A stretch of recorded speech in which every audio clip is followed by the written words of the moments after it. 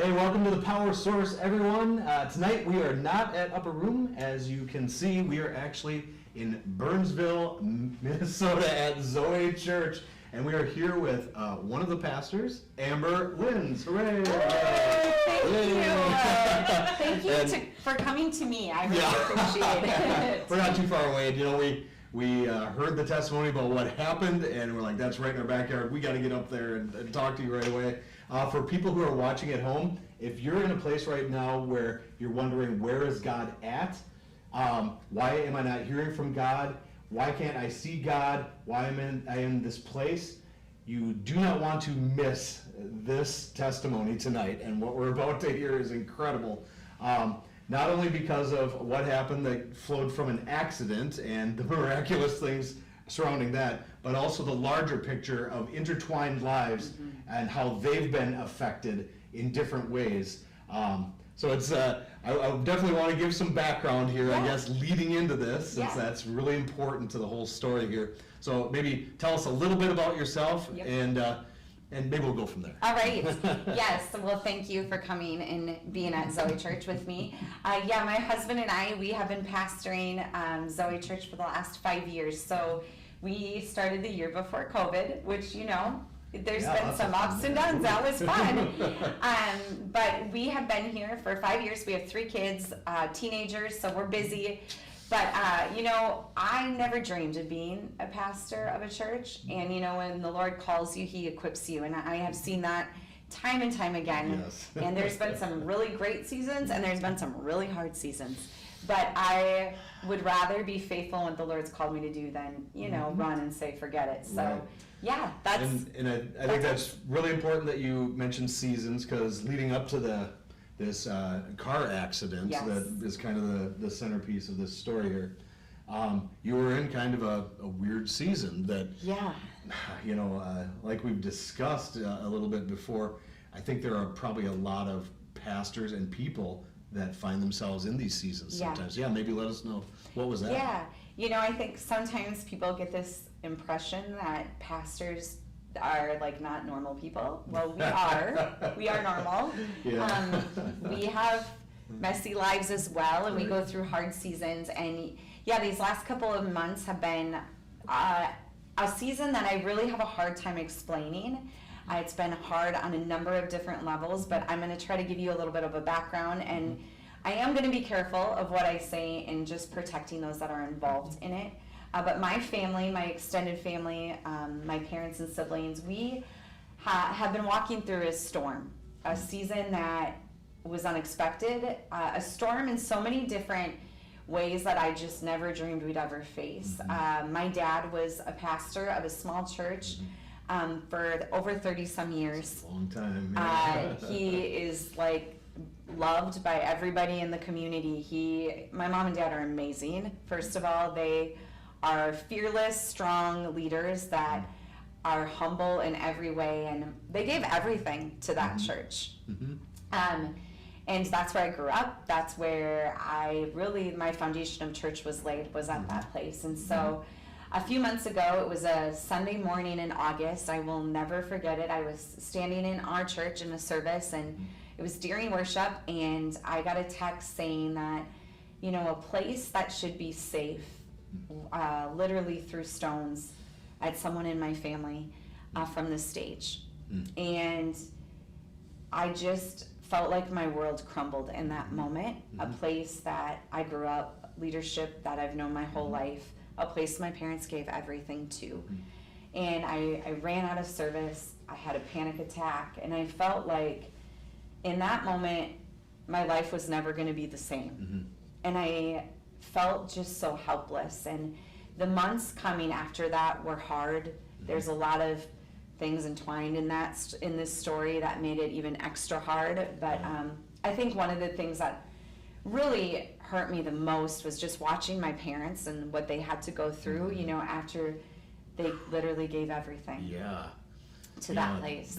That is tough, and I know this is really important for anyone who's in ministry or pastors. I think there are probably a lot of people that can relate to this story. I think this happens probably more often than it should Probably. in churches. There's actually a biblical way for dealing with these things, and it's usually done the opposite way. In a lot of cases, you've got people in churches, I guess, right? But it's a very tough place to be, and I mean, on top of all of the spiritual stuff you're dealing with, you know, being in leadership, because you're literally the tip of the spear, I mean, which is a tough place to be. You've also got family and your time and finances and all these other things to deal with, and I mean, you had stuff going on there too at the same time, right? Yeah, I mean, you know, it was a moment where I questioned what we were called to do. Like, here I am leading a church and thinking, I don't actually know if I want anything to do with that anymore. Like, God, I won't turn my back on you, but I might turn my back on the church.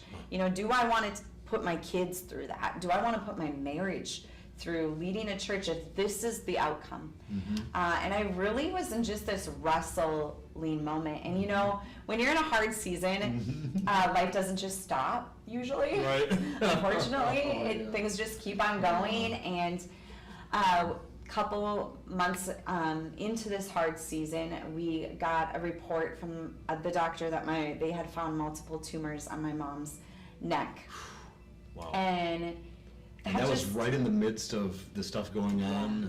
And, right in the midst of the storm. Okay. It was a moment where I felt like, man, God, are you serious? Like, really, one more thing? Did you literally say that to God? Yes, I literally said that to God. Probably more than once, actually, too. I've shared out here how I had a moment like that where I literally shouted at him. Yeah, I was mad. I was yelling at him like, Yep. show up. You Yeah, know, like, I think you know? that was the place I was at. Like, God, show me you're good. Yeah. Show me you're faithful. Yeah. Like, I need to see Now you. is the moment. Now is the moment. Yeah. And I felt like I had nothing left to give. Like, I had I'm a tough girl, but I didn't have much fight left in me. And I felt like I had to fight to worship him. I would walk in on a Sunday morning and think, I need to get to the altars and I need people to pray for me because I don't know if I have the strength to keep doing what I'm doing. I felt desperate to experience him and his goodness. And you know, I think sometimes we're like, God, refine me. Take me through a season of refining. And I like don't want to say that anymore because that's hard. Right? Yeah. Right? That's hard. Refining is never good. That's tough. But I had to fight to praise him. And I know, and I know that the Lord has placed Greg and I here at Zoe Church for a reason, and we get to do the church in a different way and in a healthy way. And we get to be a place that loves those that maybe feel like I got too messy of a past and embrace them. And so there are things that you can learn from really hard seasons. Right. But I would say I was desperate to hear God's voice. I was desperate to see, like, okay, God, if I'm going to do this, I need you to show up. Right. Yeah. Yeah. Oh my goodness. And so you were in this really chaotic type of Yes, a that's place. a good way to put it. Yeah, spiritually and just emotionally and physically. I know how draining that can be. If the other two are under attack, it's like your body, they're all tied together. You know? So it's like, 1,000%. Yeah. it's like a weight is on Yeah. you all the You know, time you or felt, something. I literally felt like I could hardly catch my breath. I felt like I couldn't take a full breath. You're not sleeping, you're not eating. It's like an extreme stress that your body is Right. under. That's And it's tough. easy to lose sight of anything, like everything else, when you're in such a hard Yeah. moment. It kind of shrinks your world It for sure does. to this little Yep.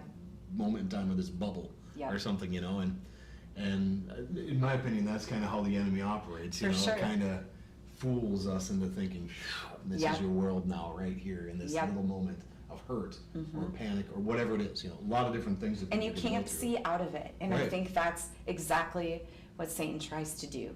He wants you to feel defeated. Yep. He wants you to feel torn down and storm tossed and that you got nothing left to Take give. yourself out of the fight. Take yourself out of the fight. Yeah, that's exactly right. And I was it's- close to taking myself out of the fight. yeah. Yeah. Understandable. And then all of a sudden something happened, right? Yeah. What was that? It's almost an unexpected way for God to show up, but why don't you take us through what happened there? Yeah, a very unexpected way. It was a Sunday night, probably around like 8:39. We had, my son is in travel basketball, so we had tournaments up in Maple Grove that night, and it was late. We were driving down 494, and actually, I don't even know why we took 494, to be honest with you, because that was not the route we should have taken. Interesting. My husband typed it in his GPS, and what's crazy is nobody else on our team took that route but us, which is also very interesting. And a part of the story that actually I have forgotten about until lately. So we're driving down 494, and if you know anything about 494, you go fast. It's 70 miles an hour. Yes. It's usually Multiple really busy lanes. and multiple lanes. But we were at a place on 494 where there wasn't any traffic. And there's 3 lanes. We were on the farthest lane by the ditch. And this was at night too. It was dark, right? 9 o'clock at night. Yeah. Middle lane was free, and then there was a car closest to the median. And all of a sudden, and when I tell this story, it's like seconds. Like, it feels like longer than that. It's not. It's literally seconds that all of this happens. We hear a loud bang, and my husband yells, "Oh my gosh," speeds up, and our 3 kids are in the back seat and witness all of this take place. This car hits the median and is sliding on its side right past us on fire. I mean, it misses us by seconds. It was on its side? It was on its side. Oh my goodness. Yeah. So it went in front of you or behind you? Right behind us. So just missed like our back bumper, and actually just missed the door where my son was sitting. Wow. My daughter was in the middle. We were in my husband's SUV, and I actually asked her today, like, what do you remember? And she's like, all I remember is fire everywhere, and thinking that fire is going to hit us. We see this car go up the embankment. We park our car, and again, seconds, my husband just takes off running for the car. My kids are hysterical. In the backseat crying, and I'm on the phone with 911. We happened to park right under a sign, so literally I could tell the 911 operator, we are at exit 8, Bush Lake Road. I knew right where we were. And with adrenaline, I'm like so thankful I had that, because I'm like not thinking, like what just happened? My kids are screaming and crying, and the 911 operator is asking me questions, and I like say to the kids, you gotta be quiet, and the 911 operator's like, I'm sorry, you have kids with you. I'm like, answering questions again, and I say, Levi, you need to pray right now. That's my 15-year-old. And I hear him say, God, we need a miracle now. And the 911 operator heard him, and she said, I heard that, way to go. And literally she's like, we're on our way, and hung up. At this point, I moved to outside of our car, and my husband, I can see him walking. It's dark, and all you can literally see is this big ball of red, of fire. And I can see him walking back to me. And so I just it's so hard to explain, because literally from the time we parked and he ran to the car was maybe 10 to 12 seconds, maybe. The car was not engulfed till he got to the car. So in probably 10 seconds did the car go whoosh up in flames. Wow. He walks back to me and he looks at me, and I can just see oh no, this is not good. And he's like, Amber, there's no way they made it. There's no way. He's like, I can't even get close to the car. It's so hot. So it was literally engulfed by the time. Yeah, he said it was a heat that you literally can't even. It was so hot. And then as he's walking back, you can hear it boof, boof, boof. It's blowing up. So it literally went up. Yeah. And so the moment it hit the median, it flipped and was skidding on its side, and it was already on fire at that point. Yep. And how old are your kids? I have a 15-year-old, a 12-year-old, and a 10-year-old. And they were all witnessing that. All of them. I can't, as a parent, I can't even imagine having my kids witness that, and then seeing that, knowing there is someone in there, and Now they're very burning to likely death. burning to death in front of our eyes. I can't imagine. I'm thinking, Lord, don't let my kids see this person burn to death. I was literally. actually mad at God in that moment. I remember standing outside our car thinking I literally said out loud, seriously, God? Like, why? Why us? Why would you have us here? Why would my kids have to witness this in the midst of everything else going on in our life? Like, I don't get you right now. I felt mad. I felt frustrated. I felt, like you said, as a parent, I'm heartbroken that my kids just witnessed this. And then I'm thinking that is someone's child. I don't know how old they are. It's someone's kid inside that car. And we can't do anything but stand here and watch them burn to death. Yeah. And no other cars had pulled over or anything. No. Like, literally, it was you and your family on the side of the road watching this person burn alive in this trashed vehicle. And 911 also had told me, you're the first call. Thank you for calling us in. And it feels like forever that the emergency vehicles are getting there. And it wasn't. It was quick. But I look at my husband and I'm like, we are not pulling away till the emergency vehicles get here. I will not leave this person alone. And at that point, a couple other cars had stopped, maybe like 3, just probably wondering, like, did someone call 911, which we already had. And I actually got back out of the car and I was standing there like, what do I do? What do I do? And I think I'm going to call 911 back because we are the only witnesses. And I call them back. They say, hey, we want to patch you over to State Patrol. State Patrol is like, thank you, but ma'am, you cannot go near that car. Because I'm like, what do I do? What do I do? Right. Like, how can I help them? And he said, but because you're the only witness, can I take your phone number down and call you if we need to? And I'm like, absolutely. Yep. This family deserves to know what happened. Yep. So we got back in the car. We sat there, waited for the emergency vehicles. Honestly, you're like in shock. I didn't even really know. My kids just cried, and my daughter, who's 10, just sat there like, I feel so bad, I feel so bad, I feel so bad for them, I feel so bad for them. I'm sure. She felt so bad for the person in the car. Soon the emergency vehicles came, and we left then. And you're driving home like so thankful, because like that night could have looked real different for my family. So overwhelmed with gratitude and so heartbroken for whoever's loved one was in that car. So we got home, and honestly, it's like, how do you even, like, what do we do? How do we talk to our kids? How do we process this as a family? So soon after we got home, probably like an hour later, State Patrol called me back. And I answered my phone, and he starts asking me questions, and I'm like, you know what? Actually, I'm going to give my phone over to my husband because he was driving. And my husband's answering questions, and I can hear him say, my husband says, can you tell me if they're okay, if they lived? And we knew the answer to that question, we thought. And the State Patrol was hesitant, you could tell, and then Greg's like, I need to know if they're okay. My kids witnessed this. Yeah, they need to be able to process this. They need the information to be able to discuss this even with us. And the State Patrol officer said, sir, they're fine.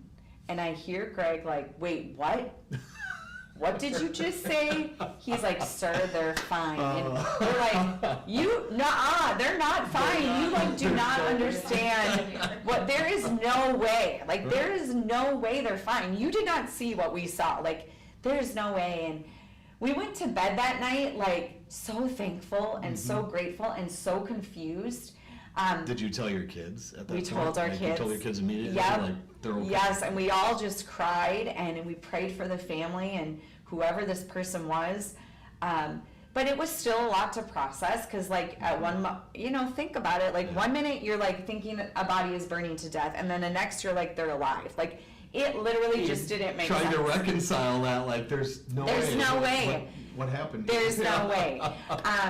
I should add, as I was standing along the side of the road on 494, I took a video of the car burning, and just said on my Instagram, like, please pray. We witnessed this accident. And honestly, I didn't think anything of it. I just felt like people needed to pray.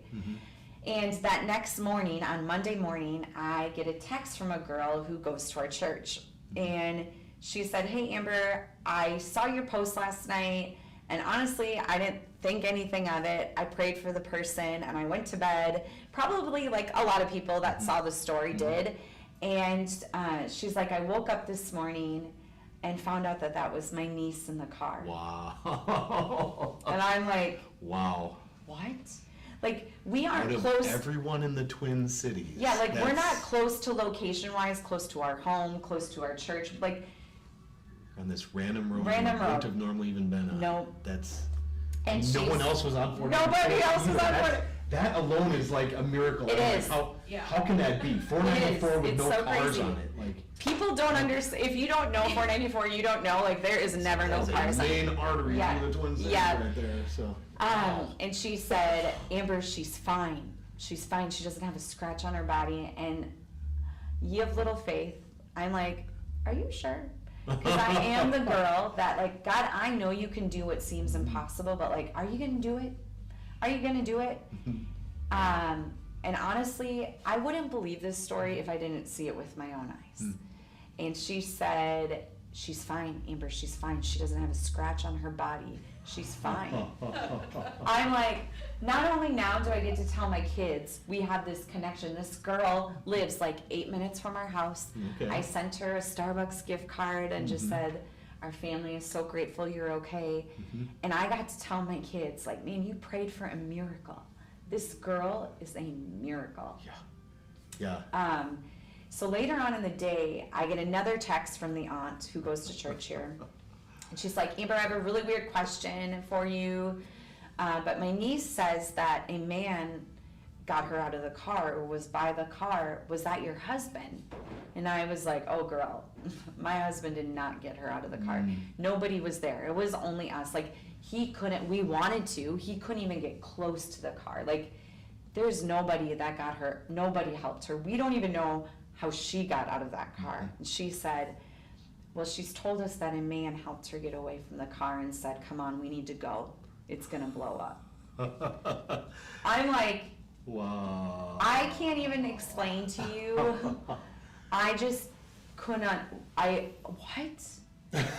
A man? I was there, like, there was nobody there. There was no man. I don't know how this girl doesn't have a scratch on her body. I don't know how, I don't know.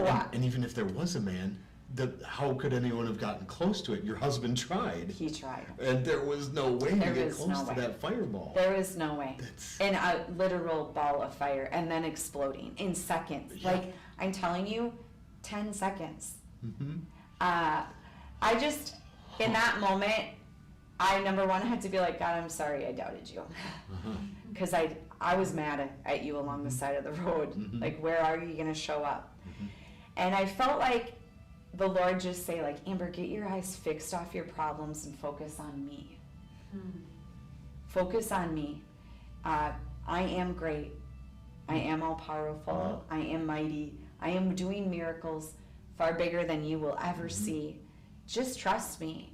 And I think I needed to witness that accident to see and God's goodness and His grace and His power. I know those things, but I needed to see it. And you know, it is interesting, and there's more to this even. Yeah. But I think it is interesting because I think there are a lot of Christians even. I think there are a lot of pastors even Yeah. that deal with this. They're like Thomas, right? Is it Thomas? You know, Jesus shows up Exactly. and he's like, I don't believe it's you unless I can put my finger in the I'm holes totally in your that hands, girl. you know? Yep. Or, you know, and I think that's a very normal thing, and I think God just dealt with that issue. You know, He's like, you know, there will never be a moment again where you're like, No. are you here? And that's a huge thing. One of, like, the greatest gifts that I could ever be Right, given. that's huge. Huge. But it doesn't stop here, does it? No. There's more to this story, Doesn't. so I'll let you keep going. It gets crazier There are and layers cooler upon layers as here. layers upon layers. You know, so I would say coming through this hard season and experiencing God in such a crazy, miraculous way, I decided to post this video on social media. And honestly, the only reason I did was because I thought there are people in the same kind of season that I'm in right now. Yep. And they need to hear of God's goodness and His grace and His hope. And I posted a video online, and it went viral. It was crazy. Yeah.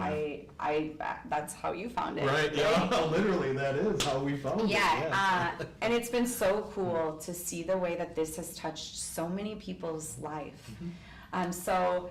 Actually, yes, the story continues, and just yesterday, I got to meet the girl who was in the car. And when I tell you, I'm probably like still emotional. It was one of the craziest, most beautiful gifts to be able to hug her and like, man, we witnessed, you are a miracle. Like the plans that God must have for your life are huge, girl, because he saved you from a burning vehicle. Out of the oven. Just insane. But to hear her side of this story was so crazy. And I'm going to just tell you a little bit of like what really stuck out to me. There's so many details that she doesn't really remember. But she did say, you know, my life, there have been seasons of chaos. And in that moment, I experienced a peace that I can't even explain.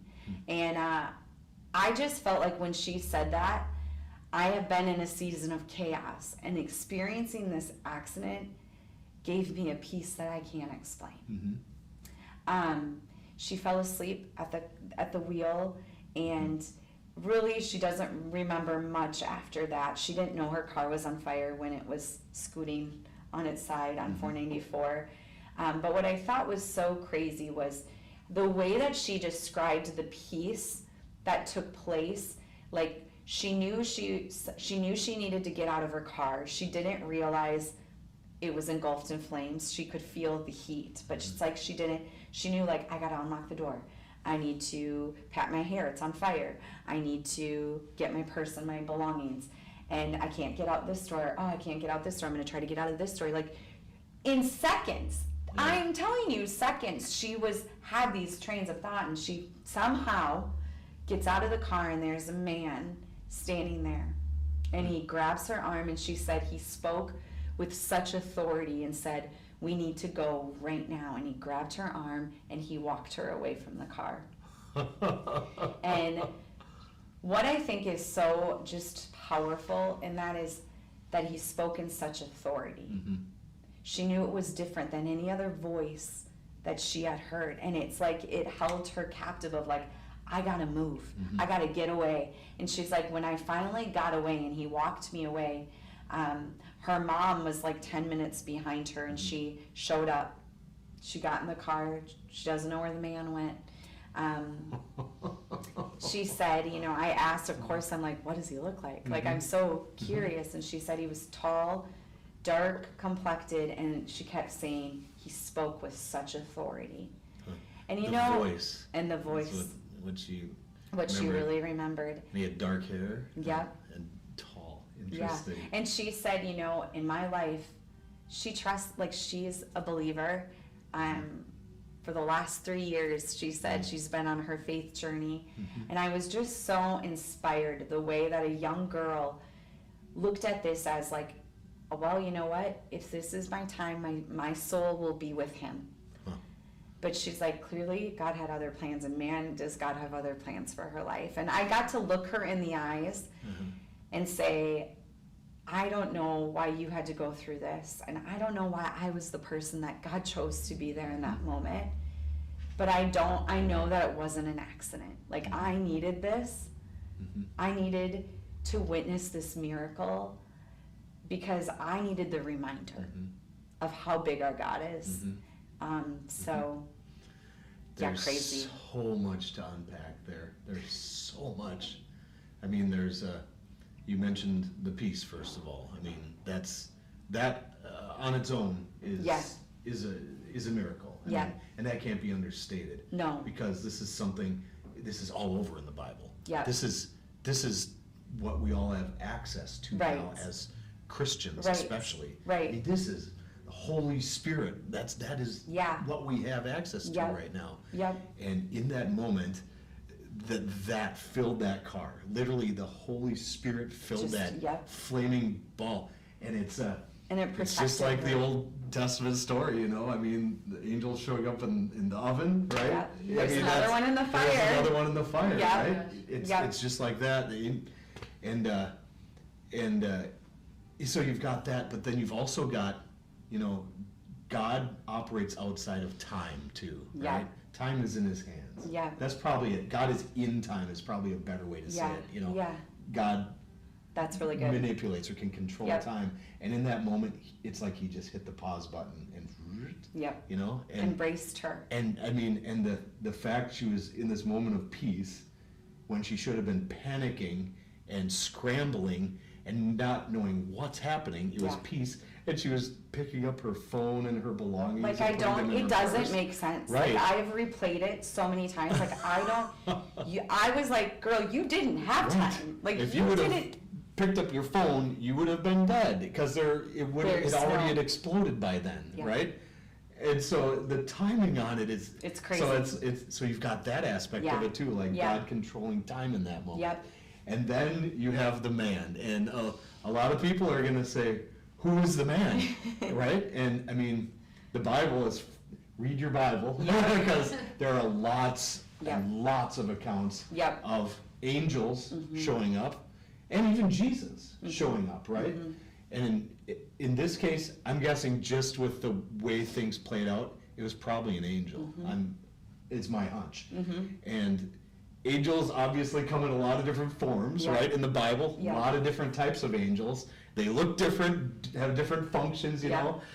And it's intriguing to me. We were discussing this, where you're like, why couldn't I see the angel? Yeah. You know. I'm like, I wish I could have seen him. So like, this must have been one of those incognito Yeah. angels that it was for her in Yeah. that moment, but now for you too, Right, through 'cause, her. you know, like, we didn't see anybody. We didn't even see her. Mm-hmm. She didn't see us. It's like just very crazy Yeah. how it all worked out. Yeah, like an incognito It angel. is. And it's really interesting too, because we've had guests on our show too, like Bruce Van Atta comes to mind, where he died literally, and ended up seeing these two angels that were keeping him alive. Basically, he went out of his body basically and saw these angels and could describe every aspect of them, but the other people there couldn't see them, you them, know. yeah. And they were there the whole time, you know, and it's intriguing, like, you know, we should be expecting that. Like, there's angels in this room right now. Yep. There are angels at home. There Yep. are angels surrounding my home, my Yep. family, wherever they go, Yep. you know. And that builds my faith. Like, we got this, you Yeah. know. We got this, Yeah. you know. You've got Lord, you've given us an army of angels Yep. at our disposal, Yep. you know. And we need to start thinking We bigger do, like that, you for know. sure. And, Mhm. and the fact that you were let in on this is like, this is for you, you know, like It's totally this angel. for me. I feel like what a gift that the Lord gave me Yeah. in a time where it felt chaotic. Yeah. My life felt like a mess. Yeah. And for him to say, like, I love you so much that I'm going to show you how great I am.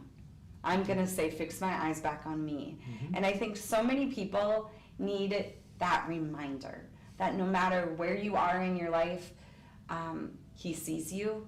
Mhm. He is near to you. He wants all of you. Mm-hmm. And I think that we can so easily lose sight Mhm. of his voice in the midst of chaos Mhm. that we miss Mhm. how great he is. Man, that is perfectly stated. And you know, there's another aspect to this too, about, you know, what's flowed from this and what it's showed you about the church body too. I mean, that's another interesting aspect here. You'd seen the worst of a church body.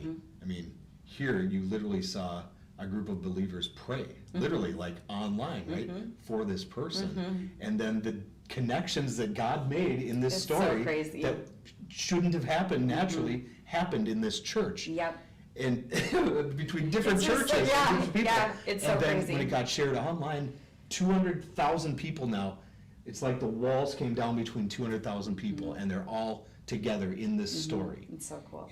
That's how big it is. It's bigger than me. Right, that's just it. And Yeah. that's the ripple effect of Yeah. God, you know, like, and this is how we should think about God, you Yeah, know, like, for sure. every wall will crumble, you know, Yeah. and it's like, and these 200,000 people are unified. Now, more than that, I guarantee it's more than Yeah. that, because we've been telling people just word of mouth, Yeah. obviously.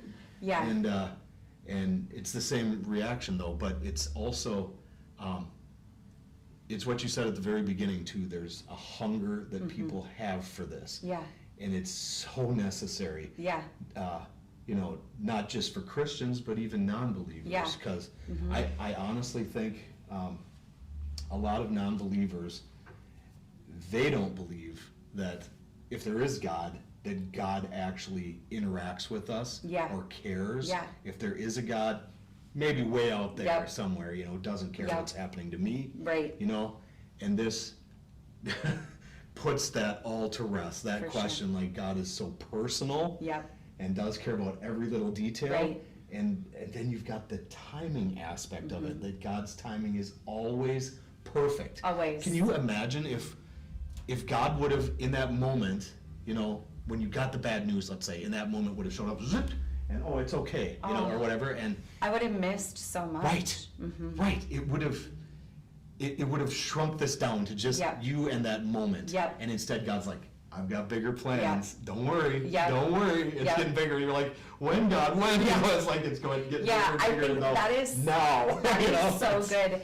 And like another thing I just want to say is like, whatever trial you're in, it's hard to see the purpose in your pain in the moment, but God is going to use it for His glory. Yeah. You just have to be patient. Right. And I want things to happen like that. I think we all do. We live in a world that wants things now. And that's not always how God works. And so I love that, how you said that. It is like, man, God is working in ways we cannot always see for His glory. And I'm just a vessel that He's using. And I just think that that's a good reminder for a world that feels so much darkness and brokenness, so many hard things that people are walking through. Like, He sees you. He has a plan and a purpose in your pain, and you are loved way more than you could ever know by the Creator of the universe. It's a hard thing to comprehend, but it's truth. And we need to start thinking bigger. We do. Start thinking Me bigger. included. Yeah. Yes. Yeah, Yes. that's exactly it. Yeah, Yeah. all of us. And it's interesting, not only about God, you know, that's obviously, I think we need to start thinking bigger about God, but also about our role in things too. Like, 100%. Yeah, God that's really good. wants us plugged in. Yep. And He has more for our lives than we've ever thought about. Yep. Or that we could comprehend. And we Yep. need to start thinking that way about ourselves. And, you know, all that God's put in us. And I think that's maybe something we should start contemplating more. Like, are there walls in my life, Yeah. you know, that need to be broken down between me and my neighbor, me and a family member, me and someone at church? Yeah. I mean, whatever it is. Maybe me and my pastor. Yeah. What Who is knows, it? you know? God, like, break down that wall, you Right. know, whatever it is.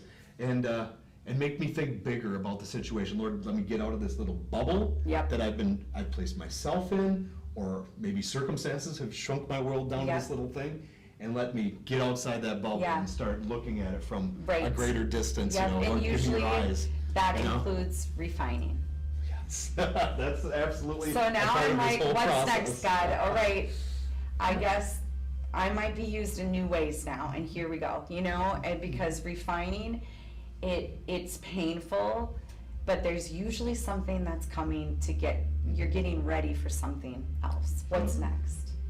It's really interesting. If you wouldn't have been where you were at in your walk spiritually, you know, Yeah. this would have been a totally different experience. Even if everything else had happened the Yeah. same, it would have been a totally different experience. That's really good. You know, I think that's an important reminder of like your faith. You can't be in a storm and then like, all right, my faith needs to be solid right now. Your faith should be solid before you get in that storm. Mm-hmm. In that storm, Yeah. because that needs to be your foundation. If Right. if that wasn't my foundation, yeah, it would have been a different story. Yep. Yep. Oh, there's so much to think about, Yeah. and pray about, Yep. and it's incredible. And I mean, we've heard a lot of, you know, awesome testimonies, and they're all so unique, and Yeah, they're I all love so that. personal. That is the takeaway from this show, is how personal That's good. God is cool. with each person. There there are no two testimonies that are exactly the same. They're that personal, you Yeah. know, everything about them. And I think that's something important at home too. What God does in your life will not look exactly like this. That's really good. You know, God's heart towards you is the same. Yeah. It's the same God, same power, you know, behind it. Same heart of God, but it will be so unique to you that, yeah. That's really good. You'll know it's God Yep. because it'll be so personal. Yeah, he will meet you in your mess, right where you are, and say, I got you. Exactly. Yep. Wow. That's good. You know, we usually have our guests, you know, close with a word of prayer or observation or a declaration or whatever. And before we do that, is there anything else that you would want to share before we did that? Or- You know what, maybe that will be part of I think it's just reminding everyone that, like, you're broken. My story is not, I have a way bigger story than just this little part that I've shared with you. I was broken, I was lost, I had turned my back on the Lord, but he redeemed and restored me, and I think that is something that I want people to always know. Like, we serve a God that brings restoration, and so no matter where you've been, no matter where you are at right now, he wants to bring healing, he wants to bring restoration, he just wants to meet you, he wants a personal relationship with you. And so I think there's so many people who feel so lost right now, and maybe you're in a trial that is so much bigger than I could ever understand, but he sees you in that trial, and he will hold you, he will get you through. It might not be the way you wanted it to be, but that doesn't mean he ever left you. And I think that's what I would want to leave everybody with, and why I want to share this story to begin with, because this is how great our God is. He is this big. He is bigger than we can ever comprehend. Yeah. Well said. Amen. Yeah. Oh, well, let's close with a prayer. All right. Yeah. All right, God, I just pray right now for every person that is watching this. God, I pray, number one, just for your presence to meet them right where they are. God, whatever hurt, whatever pain that they are carrying, I pray that they will feel you right now in just a new way. God, that you see them, you see their maybe they just need a reminder that they are not alone. God, that you are right there by their side, holding their hand, walking them through whatever situation that they are facing. And God, I just pray that we continue to always give you the glory and the honor and the praise, because you are worthy. You deserve all of the glory. You are a God of miracles, and no matter how hard or difficult life is, you are the reason that we praise, because you deserve that. And so, God, I pray for every person tonight that is watching this video, Lord, that they sense your spirit in just a new, special way. In your name I pray. Amen. Amen. Well, it's our sincerest prayer that touched your life. We ask that you simply pray on it, share this with people, and tell everyone about how good God is, how big God is. Well, be sure to join us next week. Actually, 2 weeks from now, we'll be having another guest on the power source. And then starting the new year, we're going to actually start doing Thursday again with live shows each Thursday with new guests each week. So be sure to tune in for that.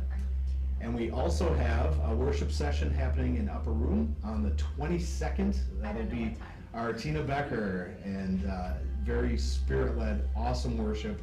She's been to Upper Room once before, and she's returning again. And her husband Nate will be joining her as well. So be sure to tune in for that, and to get some worship time with God in as well. So thanks for joining us. Be blessed.